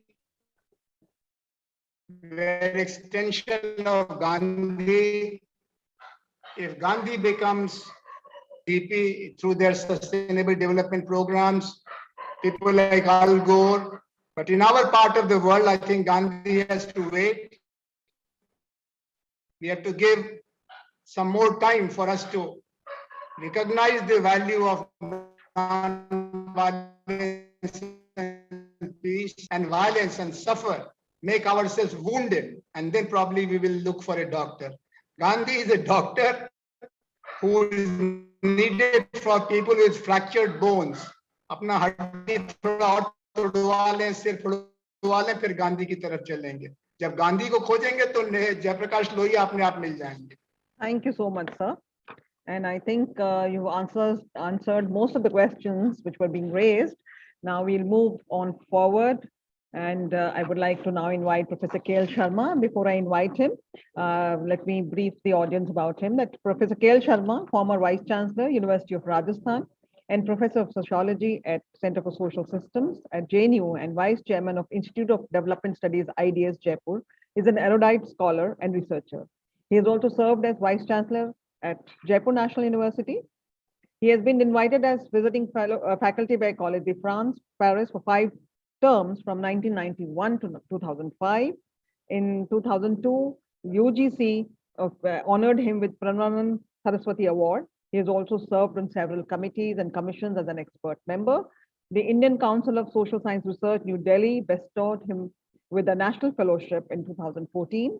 He's a prolific writer and published 26 books and 90 research papers. His main areas of interest include rural sociology, caste, class, social stratification. And more than this, Professor Sharma, of course, as you know, he's been the student of the first batch of our department, and he continues to write on current issues in the newspapers every day for the benefit of common people. So it's not just writing for academics, but he's also writing to take these ideas, academic ideas, to the common man. So may I now invite you, sir, for your presidential address.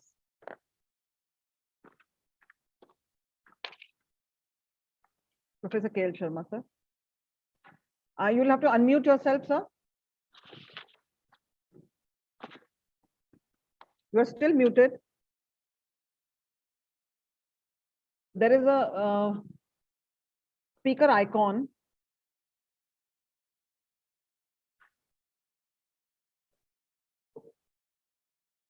I think Professor Sharma has some.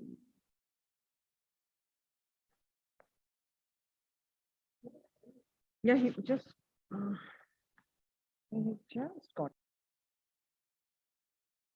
I think sir has an issue with unmuting himself.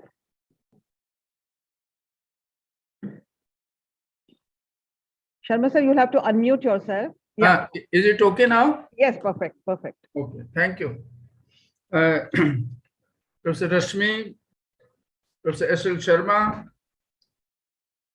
the distinguished speakers, Professor Anand Kumar and Professor Sharma, Madam Unithan, and dear Maya, and the participants.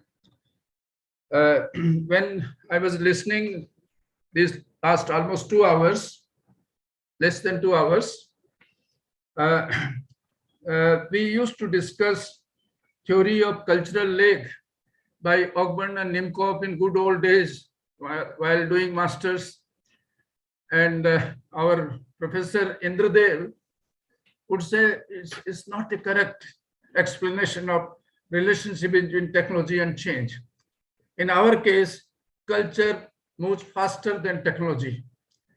We have moved faster, but technology is not working. I could hardly understand anything what Professor Satish Sharma was speaking, I think, because of the deficiency in the technological device. Anyway, there was once a little crisis, and it was sort of a personal crisis, but we at the department took as a common crisis for everyone. And then Professor Unithan said that I can resign and go back to LAP in Kerala. And my brother, elder brother, naturally, would receive me on elephant, right, will take me home. I have enough to eat and survive there. I think Madam Unithan knows about that. I will not go into that. He was a very, very bold man. Discipline was his first principle, and also firm decisions he used to take. Once he took a decision, he would not budge from that, right or wrong. That was his nature, I think, and that paved a lot him, particularly in administering the department and also managing the University of Rajasthan. Now, I know him not as much as Mrs. Unithan knows him, but quite well. We lived together, we worked together for almost 9 years, from my master's, PhD, then for a year as a lecturer, and then for another year working elsewhere in the university. So I know him perfectly well. When the department was started in 1961, all the three were from Lucknow University. Professor Unithan, Professor Indradev, and Professor Yogendra Singh. Unfortunately, all the three are no more with us. And so I think the most important part at the department during the first decade, 61 to 70, I would say, was the collaboration between Dr. Unithan and Professor Yogendra Singh. I think this is the most important part, which I think the present generation should understand. And this collaboration was first in this Mount Abu seminar, which has been mentioned, and particularly the book which came out, Sociology for India. And eminently in this book, 3 articles are by Yogendra Singh. 3 articles, and one of the articles became so famous that it gave the idea of some kind of an alternate sociology, very different from the University of Delhi at that point of time. And this became very clear when later on other writings came published. The other important work was Sociology of Indian Culture, edited volume. And I think this was needed, this was required at that point of time. And let me tell you about the sociology of nonviolence and peace. I think most of you do not know that I did the field work for sociology of nonviolence and peace in Ajmer, in Jaipur, and in Delhi. I was engaged for this work, and I know how this field work was done, and we tabulated the data at Dalhousie. We spent about 1.5 months. Mr. Unithan was also there, Yogendra Singh and Professor Unithan, and myself, one statistician, another man who used to type our work is still there, one PL Sharma of the statistics department, and one peon. And this was a wonderful time. In fact, I will not go into the details, but that was how this empirical study was finalized at Dalhousie during those 1.5 months or 2 months of time. Now, and I think and this project was a UNESCO project, and it was brought to them by C.D. Deshmukh as head of the India International Center. Now, during that period, there were 3 persons in the department. There were many more, but about 3 I would, and I would also like to mention that T.K. Uman was the first student of Unithan. And then there was one man called Ravidat Sharma. And in fact, both of them, without completing PhD, deserted Jaipur. I would not say deserted Department of Sociology. And that time, and in fact, it was Unithan, Professor Unithan, who inducted Uman into this Gandhian movement, Sarvodaya movement. His first book later on, he completed under the supervision of Y.B. Damle from Pune. So, but then I would like to say that there was a culture of debate in the department. And I think Professor Unithan gave the leadership, provided leadership for that. You used to discuss, used to make presentations. There were 3 clubs, seminar club, review club, this club, that club, I remember. And all research scholars and teachers would necessarily participate in those 3 discussion groups. Every week there was something or other. There were 3 vocal persons, and none of them had completed their PhD, but very eminent people, in fact. One was Nirmal Singh, no doubt. He completed PhD at JNU, but being at JNU later on with Yogendra Singh. Hira Singh, another man who nobody could control him. Impossible to stop him. And he was not a PhD. He did PhD with Srinivas later on, and another PhD from, I think, Canada. And one Ramesh Gupta, I remember, and Gupta ji was also without a PhD, but he was also from Lucknow. And so endlessly he would talk about Lucknow School of Sociology and so on and so forth. That was the time, interesting time, in fact. This is how the department became vibrant during that period. These 2 books, these 2 edited volumes, and then discussions, etc., etc. Uh, and I think if you look at Professor Unithan as a person, as a scholar, I think he spent time first in establishment of the department, and it was being recognized all over the country. In fact, Department of Sociology or University of Rajasthan as a whole, because JNU was not in existence at that point of time, was compared with Delhi University. Then there were 50 scholars, at least minimum, at the University of Rajasthan. Anand, you would be surprised, and you may be knowing also, Daya Krishna, G.C. Pandey, Satish Chandra, Nambar Singh. Nambar Singh was in Rajasthan, Jodhpur, not Jaipur. But there were other Hindi scholars, Iqbal Narayan, C.P. Bhamri, Lokanathan, physicist, Saraf, and R.C. Mehrotra was Vice Chancellor of Delhi University. Later on, P.N. Srivastava. All these people were at Jaipur. This is why after we were in Delhi, JNU, some of us used to call Jaipur Mafia and all that, that we sometimes used to face this criticism. But this was because of that kind of work, initially under the leadership of Dr. Mohan Singh Mehta, and later on, M.V. Mathur and others were there.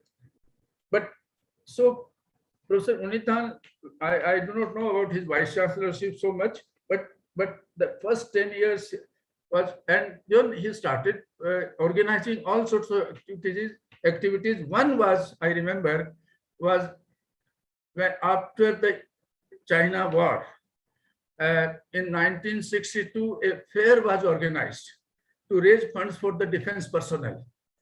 And we raised at that point of time, I think more than 50,000 rupees, or I don't remember. It was 2 days activity, but it was on public demand. It was extended for the third day also. And fortunately or unfortunately, I was made the in charge of collecting the money, keeping the money. Probably he thought I would not bungle about this. And probably that is his trust in me. But the other thing was that he was an idealist, perfectly idealist. He and four of us under his leadership, formed a sort of a group. I was only a PhD student. Mehla was another student of Professor Unithan, Professor Singh, and Professor Unithan. Four of us formed a group. He formed a group in which we were involved. In fact, we bought a piece of land, a big chunk of land. I had 5 bighas, I think Mehla 5, Professor Singh had 7.5 bighas, and then I think more than half was with Professor Unithan. He thought of a commune, a community life. He always talked that how we will live together, work together, go about, do social work, this, that, and all that. But unfortunately, this could not happen. I was the first to desert from this program because after being a young boy, young man, I was looking for a career of a different kind. So I left finally Jaipur, left for Gujarat, and then for Udaipur for a while, and then JNU in 72. And then I met my good friend Anand Kumar there. In 72 batch, you joined JNU. I think you, Nagla, you were together. And so the idea of a commune, the community life, purchase of land, and this was a very good idea, in fact, probably, but this did not work, as I said. And then finally, Professor Yogen Singh also withdrew. He kept token relationship with that program. I did not keep at all any kind of. Professor Unithan had offered me still 1 bigha of land anytime, but I never asked for and never looked at that. He was really a colorful man, a wonderful man. And when we were at Dalhousie for 1.5 months, there was another tourist family close by, and he would ask us, me particularly, I think I was the youngest probably in that group, and he said, Mikhail, you go and find out who are they, from where they have come. And there were some young women also in that group. So he was a man who would try to know everything in the surroundings, who is going, where is going, what kind of input one could get into understanding about the nature of the tourist. Dalhousie, though, was not much attractive hill station. I mean, it's almost 50 years, more than 50 years now. But then this was, other thing is, when I joined as Vice Chancellor, I think he was the happiest man, in fact. And first comment was that I could not do that you can do. That what I could not do, you can do. And he said, I'm sorry to use this word, I will not name, but there is a monster here in the university and you can kill him. You have the courage, you have the conviction. Yes, he said it. I do not know, I did it or not, but then this was, then I requested him to attend Senate meeting. He did. I requested him, which he had stopped completely to have any kind of connection with the university. I requested him to attend one lecture, which was given by T.K. Woman. And despite forgetting the past, he came and attended the lecture. It was organized at Rajasthan College. I think it was a Ram Mahuja Memorial Lecture or something was there. And then he said he would like and come and spend some time with me at the Vice Chancellor's residence, and he would like to have meals with us. And I was so happy to hear all this from him. And the family came, sat down. My wife was not around; she was still in Delhi. And but then Vice Chancellor, you know, has paraphernalia as usual everywhere. So the meals were of his family's choice were prepared, and I was so glad, in fact, to see all this. Now, so therefore, I think the other thing which I would like to say and share, that he had all these kind of utopia and all that, but which some of this could be realized in personal life, as rightly mentioned by Madam Unithan, that he became a Gandhian, really Gandhian. He started wearing khadi, and I think up to the last part of his life he was using khadi. And then the Calgary project he brought into Jaipur. In fact, he took a group of people to Canada, and then he was also a visiting professor at Calgary for a year or so.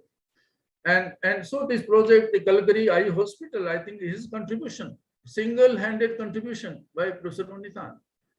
And then his own hospital, the adoption of that Khizri, and the name under the local Rajasthan, you can say teak, desert teak tree.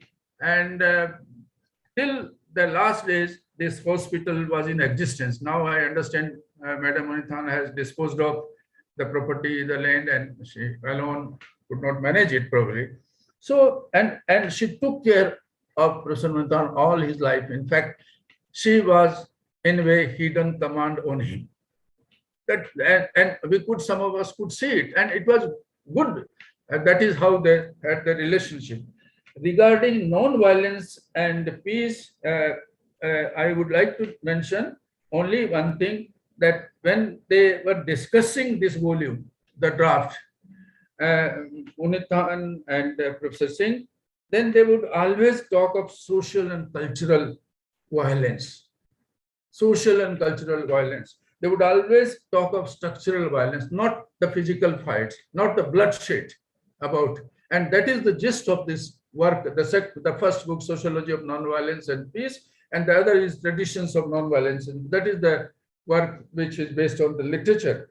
And I think rightly, Professor Anand Kumar mentioned about human rights, justice, equity, liberty, and also the constitutional provisions, and the factors like domination, deprivation, discrimination, exploitation, etc. So I think Professor Unithan's contribution to Rajasthan University and to the discipline of sociology, and particularly to this department of sociology, has been immense contributions. And in my opinion, I think the department should carry in an institutionalized manner the memory of these three founding fathers, at least of the department, Professor Unithan, Professor Indradev, and Professor Yogendra Singh. Now, I must tell that, you know, they were very different, but they were a very smooth team. In fact, Indradev left early Jaipur, 1966. He joined the Department of Sociology at Jodhpur and then Raipur, and settled in Raipur, in fact. And but Indradev was a culturologist, basically through songs, myths, folk tales, folk culture. He would, you know, understand the society, its economy, polity, ranking, social ranking, etc. And this was great, and without using nowhere Levi-Strauss, Claude Levi-Strauss, a structuralism of his own brand. I mean, that is, I consider a very serious contribution to the discipline. Similarly, Professor Yogendra Singh, I'm reading again right now, Modernization of Indian Tradition, the first issue, first volume, 73 volume I have just on my table here. And, you know, it was the first big challenge to the sociology which was propagated by M.N. Srinivas. Read it carefully, every word of it. And how, you know, Srinivas talked of micro mobility in the cultural realm and tried to propagate this as a theory or an approach to cultural social mobility. I think on this, the attack, I think for the first time in a systematic manner, was from Professor Yogendra Singh. And it was his way of doing it. And as you know, maybe knowing that these were the modernization chapters were the lectures by Yogendra Singh, which he delivered at the Montreal, McGill University, Montreal.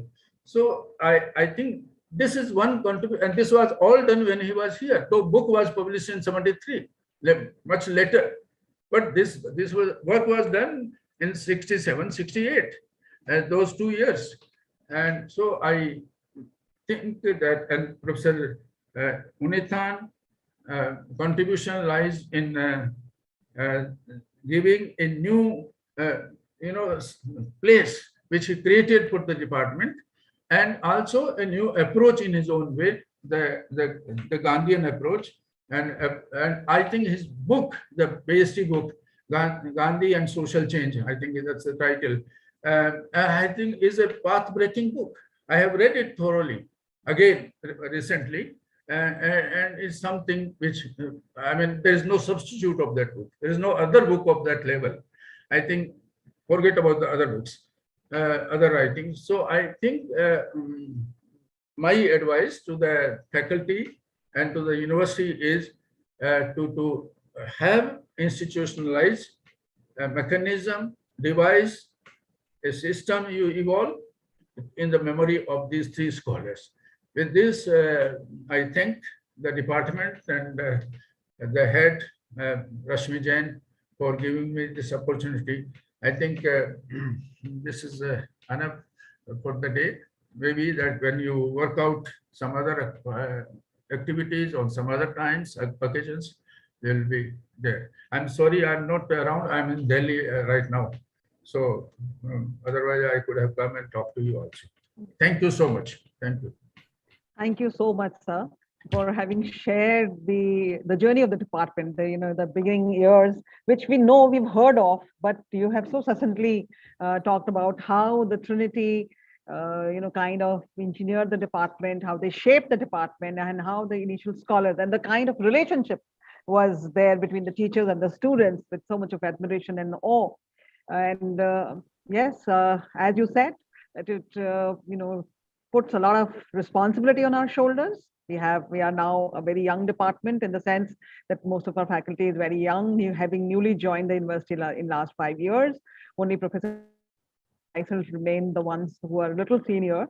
But we do assure you that we will leave no stone unturned to carry on the legacies and try to bring in the academic atmosphere as it was in the 60s and 70s.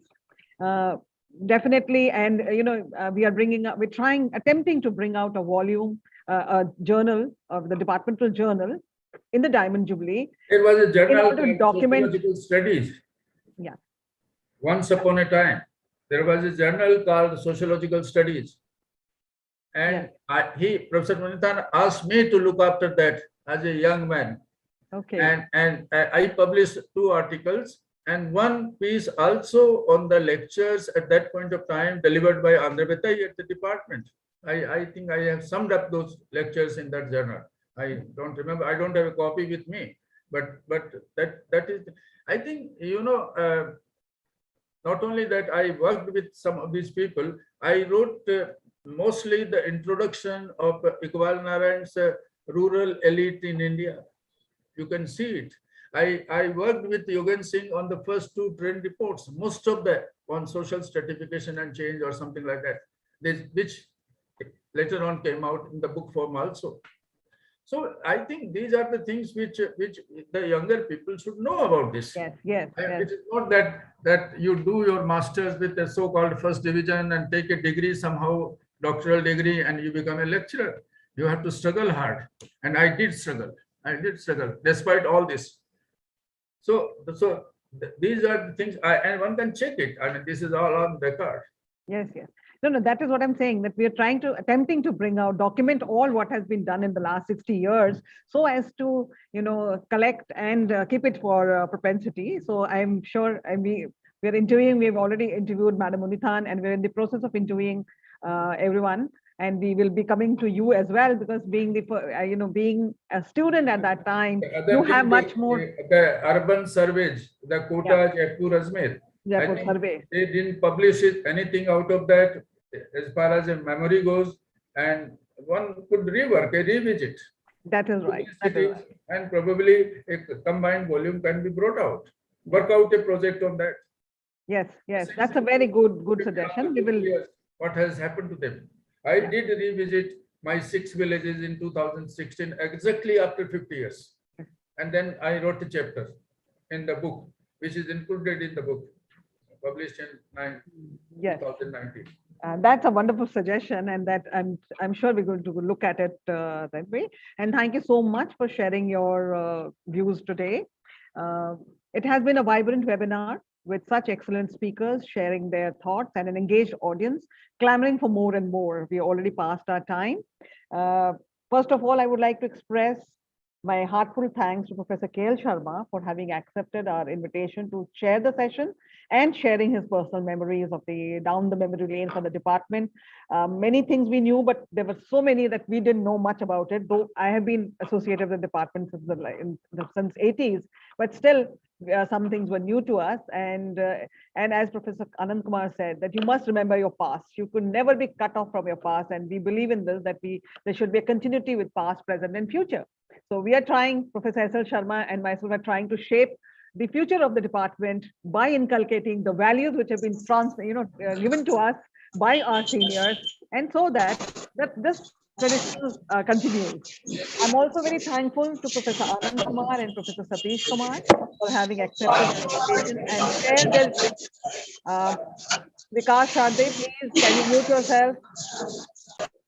For having shared their views with us on peace and non-violence, and Professor Anand Kumar has so beautifully, linked Professor T.K. Unithan's ideas on peace and non-violence with, and how he talked about Gandhian philosophy, and how he, talked about, and he's given us food for thought also, that it is the socialization. We must work on socialization, and sociologists, it is a prime duty to look at the process of socialization and process of nation building and nation states. I'm also thankful to Mrs. Unithan for having, not only spared her time to be with us, and she's always been doing that. When we inaugurated the Diamond Jubilee, she was still at the department early at 9:30 in the department. So she has always been a source of strength and motivation for the department. And we're not very happy that she's moving out back to Netherlands, but then yes, I do realize that she wants to be nearer her children. So thank you so much, ma'am, for having come and having shared your memories of Professor Unithan with us. And also thanks are due to Professor Maya Unithan, who joined very early in the morning. Of course, it was in honor of her father, definitely, but even then. And we will also like to say here that we will hope that you will continue your association with the department, even though if you're in Netherlands, you will continue to bless us and join us online if it's possible in our programs. And we would like to always be connected to you. I'm very thankful to all the delegates, participants of the webinar who joined us and who spent almost good 3 hours with us. And of course, Professor S.L. Sharma is a senior faculty at the department. So he's also a host, but still I would like to thank him because he is Dean Faculty of Social Science. He's a very busy person in the university, and he is engaged in, very much engaged in administrative responsibilities. Yet, whenever we organize an academic program, he's always there and he stays throughout the program. Thank you so much, sir, in your own program. Professor Rajiv Gupta, Dr. Professor Manju Kumari, Professor Deepa Mathur, and the endless number of people who joined. My thanks to them for making this webinar a grand success. I would like to just share a quote on Professor T.K. Unithan, and which ma'am has shared with me, that one of his Dutch friends and colleagues, Professor Jaap Schutten, has summed up TKN as follows: you are a many-sided person. You are a prophet and a dreamer, a humane scholar and a man of practice, a clever politician, and at the same time, you are immeasurably straightforward. You are a domineering democrat, a vulnerable and sensitive person, but with a heart of gold. You care for the underprivileged. And I think this, nobody could have written better than this for Professor T.K. Unithan. From all what we've heard, he had many sides to his personality. Of course, he was a person with heart of gold, and we are very blessed that he was the founder head of the department. He founded the department, he laid the traditions in the department, which we are trying to do. Thank you so once again. Thank you so much for having joined us in this national webinar in honor of Professor T.K. Unithan. Certainly, Professor Sharma, we will take up on this, what you have said, that we should have some program for the institutionalized mechanism for our founders of the department. We will take it up in our next meeting of the Staff Council and work out how we can do and what and how we can do it. And it's an open invitation for all those scholars who have known, who are from the department, who've been part of the departmental journey, to share with us your experience of the department, because we are trying to bring out a volume, a dedicated volume on the Diamond Jubilee celebration, under the Diamond Jubilee celebrations, about that we are documenting the history of the department in 60 years, and not only the history chronologically, but also the academic output of the department in terms of the kind of areas that have been worked by the research scholars. It's a humongous task because, as you know, the universities don't document. We don't have any, documents. We don't even know, because we joined in the 80s, 20, 25 years later, we don't even know who are the research scholars. So we would request you to kindly help us and provide us, if you can, provide us with whatever you have, so that we can, by a snowball sampling method, we can move forward from one person to the other. Because today, like when we were talking about Nirmal Singh and Hira Singh, we didn't have much information on them, but today, when you were talking, Professor Sharma was talking about him, I have made some notes about it, and then we will move forward again with it. So once again, thank you so much, everyone, for having been here. Thank you so much. We had some. Yeah.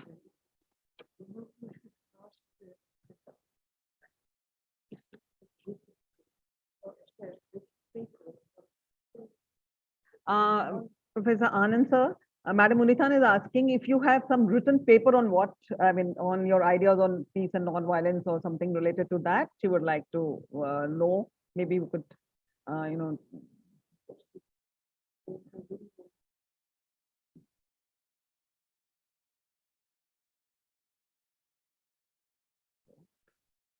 I think he is not answering.